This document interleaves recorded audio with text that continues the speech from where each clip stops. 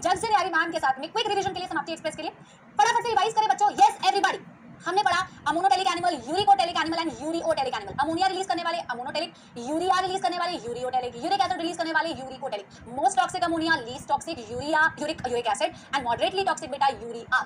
1 lakh time ज्यादा toxic होती है ammonia as compare to urea. Usually पानी में रहने वाले अमोनिया एलिमिनेट आउट करते हैं aquatic amphibians, aquatic insects, bony fish. Urea uricotelic वाले बेटा कौन कौन होते हैं? Mammals, terrestrial amphibians and cartilaginous मछली।